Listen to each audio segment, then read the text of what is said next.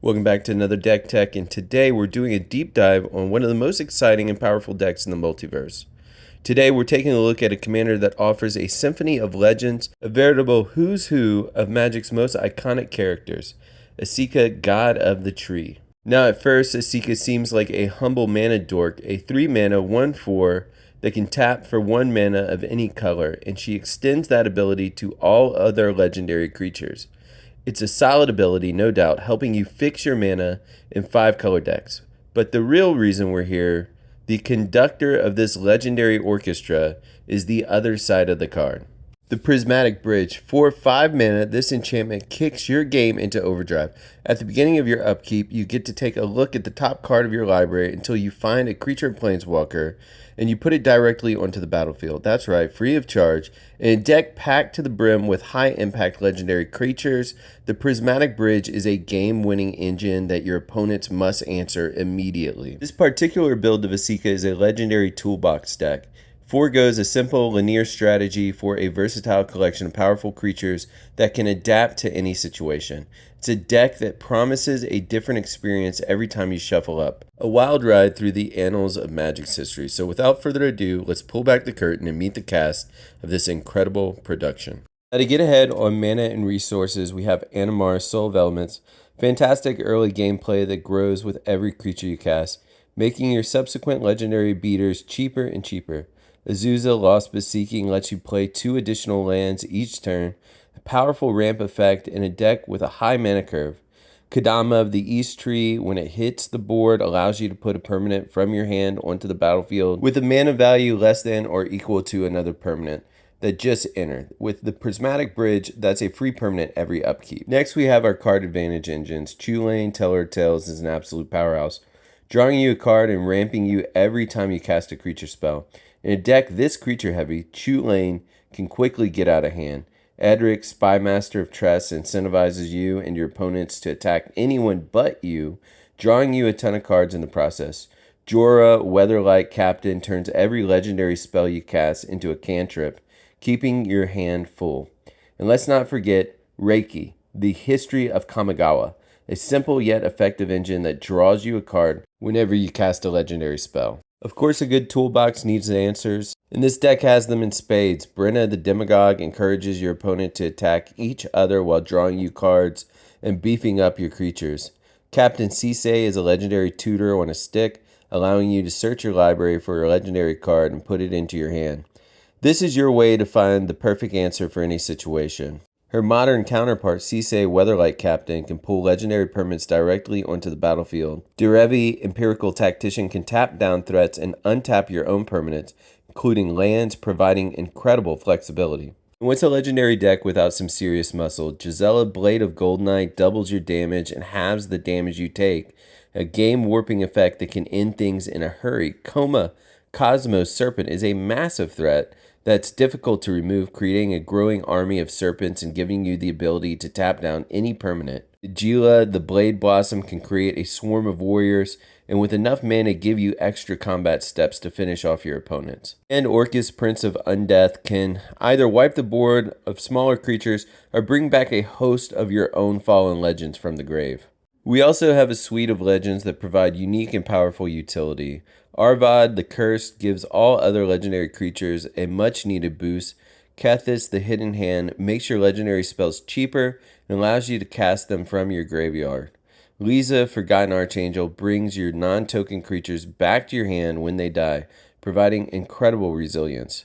Linvala, Shield of Seagate, can protect your team from board wipes. Miri, Weatherlight Duelist, makes it difficult for your opponents to block effectively or attack you with multiple creatures.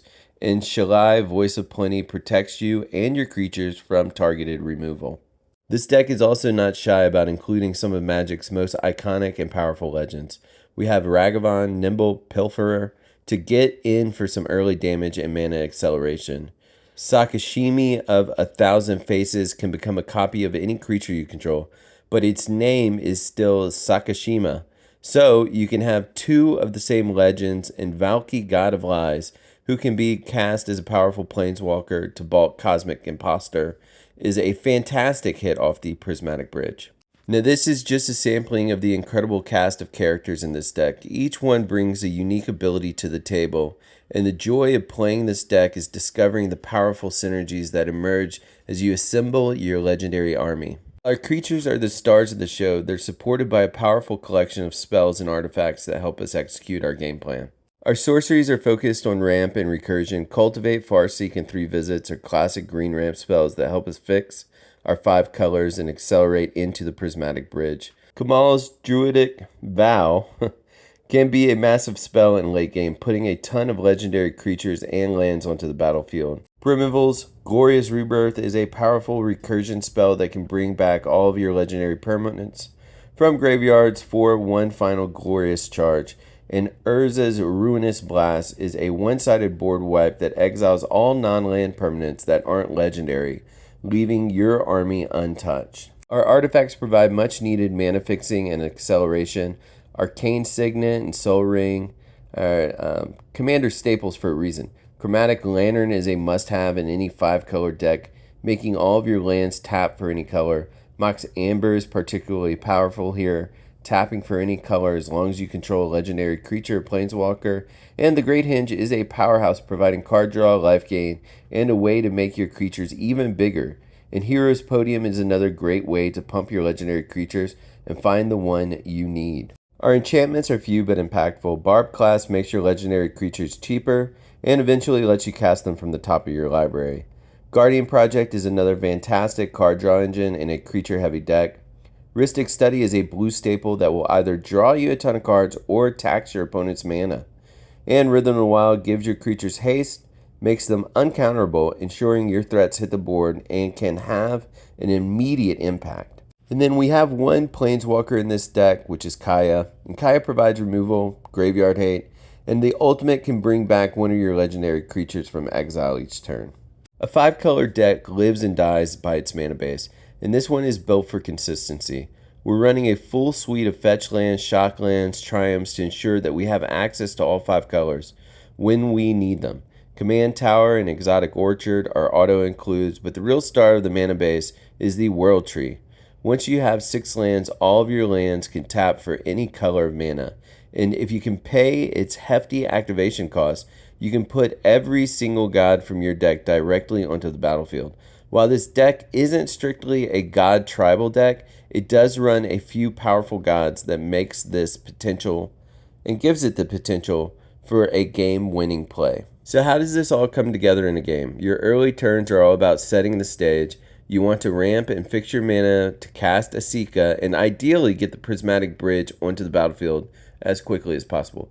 Don't be afraid to cast Esika on her creature side early on to help with your mana.